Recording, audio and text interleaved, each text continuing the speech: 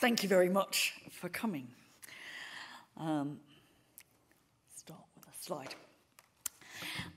In 1915, the American writer Charlotte Perkins Gilman published a funny but unsettling story called Herland.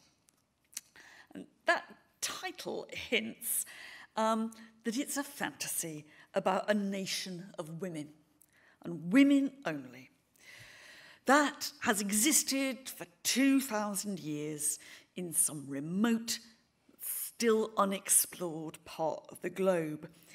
And it's a magnificent utopia. It's collaborative, it's peaceful. Even the cats have stopped killing the birds in Herland.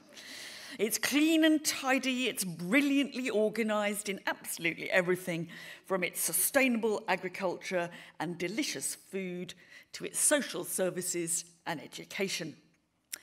And it all depended on one miraculous innovation.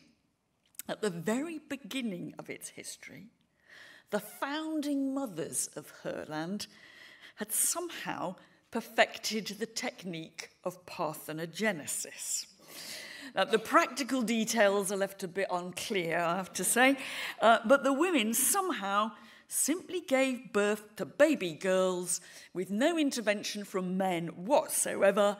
There was absolutely no sex in Herland. The story is all about the disruption of this women's world when three American blokes discover it. There's Van Dyke Jennings, the nice guy narrator. There's Jeff Margrave, a man whose gallantry is almost his undoing in front of so many ladies. And then there is the truly appalling Terry Nicholson. Now, when they first arrive, Terry refuses to believe that there really aren't some men hiding somewhere pulling the strings. Because how, after all, he said, could you imagine women running anything? When eventually Terry has to accept that that is exactly what the women are doing, he then decides that what Herland needs is a bit of sex and a bit of male mastery. And the story ends with Terry ignominiously deported after one of his bids for mastery in the bedroom, and you can guess how it went, goes horribly wrong.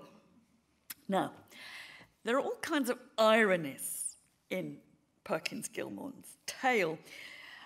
One joke that she plays throughout is that the women simply don't recognise their own achievements. They have independently created an exemplary state, one you could be really proud of. But when they're confronted by these three male visitors who lie somewhere on the spectrum, frankly, between spineless and scumbag, they tend always to defer to the male competence, knowledge, and expertise, and they look slightly in awe at the male world outside. The point is, although they've actually made a utopia, these women think they've messed up.